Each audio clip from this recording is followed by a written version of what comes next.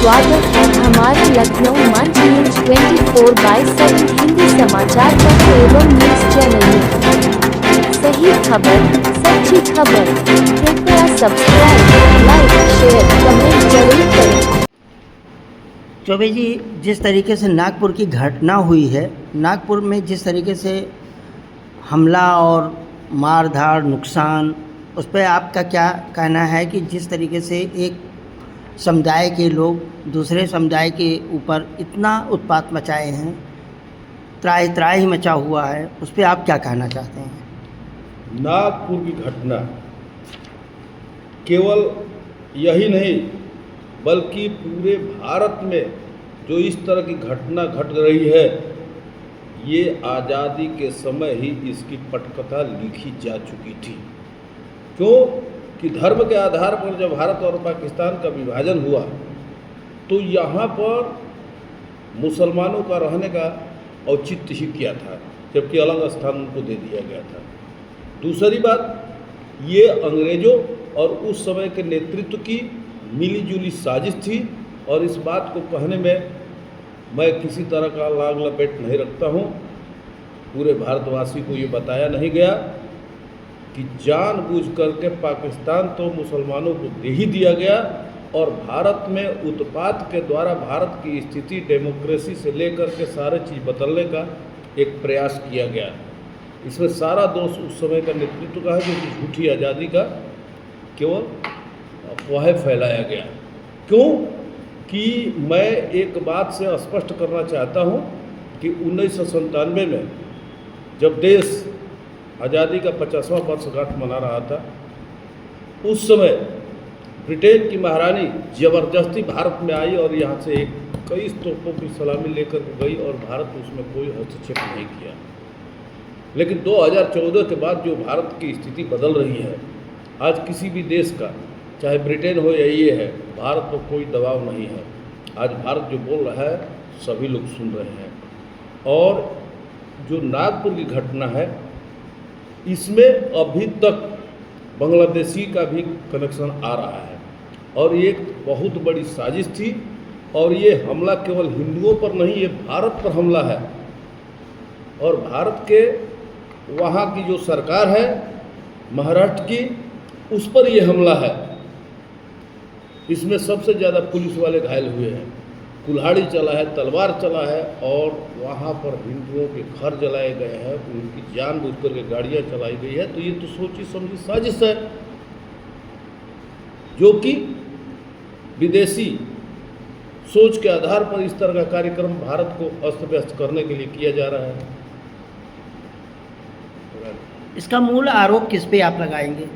कौन आरोपी इस पे है? हाँ, जो इस तरीके का कि इसमें मूल आरोप जो है वही कारण है जो कि आज भारत को अस्त व्यस्त कर रहे हैं, जो विदेशी इशारे पर यहाँ पर। और आज तो क्लियर कह देना चाहिए कि जो लोग भारत से परहेज करते हैं, वंदे मातरम से परहेज करते हैं, भारत माता के गुणगान करने से परहेज, उनको भारत में रहने का अधिकार नहीं है। और अब ऐसे आतताई को भारत छोड़ करके जाना ही पड़ेगा, क्योंकि हिंदू जाग चुका है, भारत जाग चुका है, और ये मुहिम चलनी चाहिए, और सरकार को भी इनको किसी भी कीमत पर छोड़ना नहीं चाहिए। जैसे यूपी में भी एक आया नेजा का मेला और बहराइच का मेला, इस पे भी लोगों का है कि इस पे रोक लगाई जाए। हाँ, नेजा बहुत से ऐसे शब्द हैं जो कि हम नहीं जानते हैं, और उसमें हाँ में हाँ मिलाते हैं। नेजा का मतलब क्या है? जिस तरह से विदेशी आक्रांतों और मुस्लिम शासकों द्वारा भारत के राजाओं को हरा करके और उनके सर को भाले में टांग करके, जो जगह जगह चौराहे पर टांग करके हिंदुओं को अपमानित करने का काम मेला के रूप में किया जाता है, उसी का नाम है नेजा मेला। अब बताइए,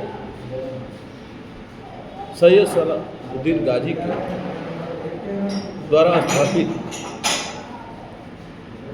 अब हिंदुओं को भाले के नोक पर उनके गर्दन को टांग करके आप मेला लगाएंगे, तो इसमें अपमान नहीं है?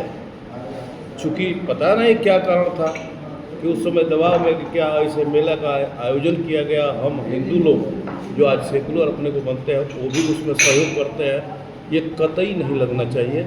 चाहे नेजा का मेला संभल का हो या बहराइच का हो। गाजी क्या था? ये मोहम्मद गजनवी का हंजा था जो कि सुहेल देव के द्वारा उसको मारा गया, उसको दफनाया गया, लेकिन आज उसके मझार पर मेला लग रहा है। जो भारत विरोधी तत्व है, भारत के मंदिर को तोड़ने वाले हैं। क्या ये नहीं लगता है कि एक समुदाय के लिए आज की सरकार कुछ और दिखाना चाहती है? आज की सरकार सही दिशा में कार्य कर रही है, वो भी उत्तर प्रदेश की सरकार।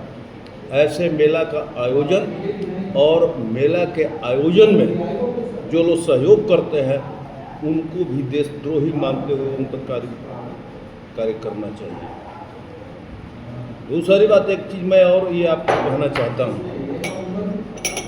कल जो किसान आंदोलन और शाहीन बाग का सहयोग करते थे, क्या कारण है कि पंजाब में किसानों पर लाठीचार्ज हुआ?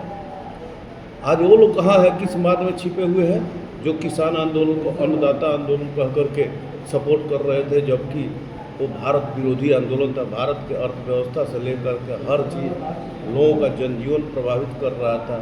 आज उनको उस माद से निकल करके जवाब देना चाहिए कि आज वो किसान जो अन्नदाता के रूप में लोग मानते थे, सहयोग करते थे, जहाँ पर कि हत्या, लूट, अपहरण और बलात्कार की घटनाएं इतना घटी है जो कि सामने नहीं आया, जिन्होंने सुप्रीम कोर्ट के आदेश को नज़रअंदाज करके रास्ता जाम किया हुआ था। आज भारत बदल रहा है और इस परिस्थिति में भारत सरकार और प्रदेश सरकार से मैं मांग करता हूं कि ऐसे तत्वों को रंच मात्र भी अवसर नहीं देना चाहिए। इन पर देशद्रोही का मुकदमा कायम करके और इनकी जो उचित जगह है वहाँ पहुँचाया जाए। इन्हीं शब्दों के साथ मैं अपने वाणी को विराम करता हूँ। जय हिंद, जय भारत, वंदे मातरम।